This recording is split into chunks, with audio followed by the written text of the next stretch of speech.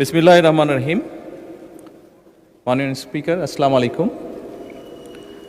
প্রথমে আমি আল্লাহ রাব্বুল আলামিনের শুকরিয়া আদায় করছি আজকের এই পবিত্র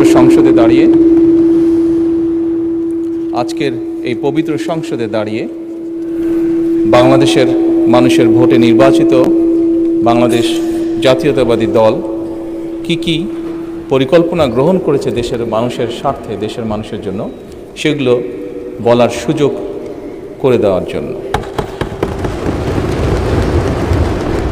একই সাথে আমি আন্তরিকভাবে ধন্যবাদ জানাতে চাই ঢাকা 17 আসনের যে সকল ভোটারবৃন্দ আমাকে নির্বাচিত করে এই আসনে প্রতিনিধিত্ব করার জন্য জাতীয় সংসদে পাঠিয়েছেন।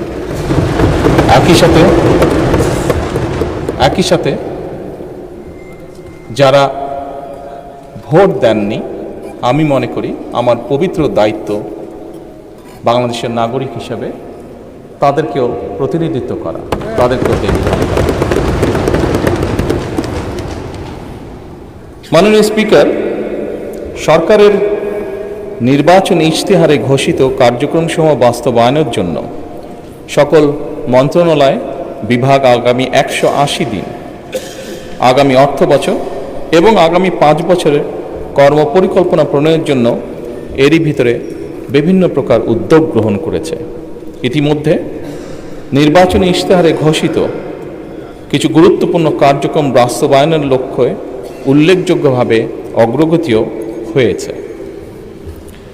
প্রান্তিক ও নিম্ন আয়ের পরিবারগুলোকে, যেখানে বাংলাদেশের অধিকাংশ পরিবারই প্রান্তিক বা নিম্ন আয়ের পরিবারের সদস্য, এই পরিবারগুলোকে প্রাথমিক পর্যায়ে 13টি জেলায় প্রায় 37,814টি নারী প্রধান পরিবারকে ফ্যামিলি কার্ড প্রদান কার্যক্রম শুরু হয়েছে। মাননীয় স্পিকার, একই সাথে কৃষকের সার্বিক সুরক্ষা প্রদানের জন্য সরকার কৃষক কার্ড প্রদানের উদ্যোগও গ্রহণ করেছে।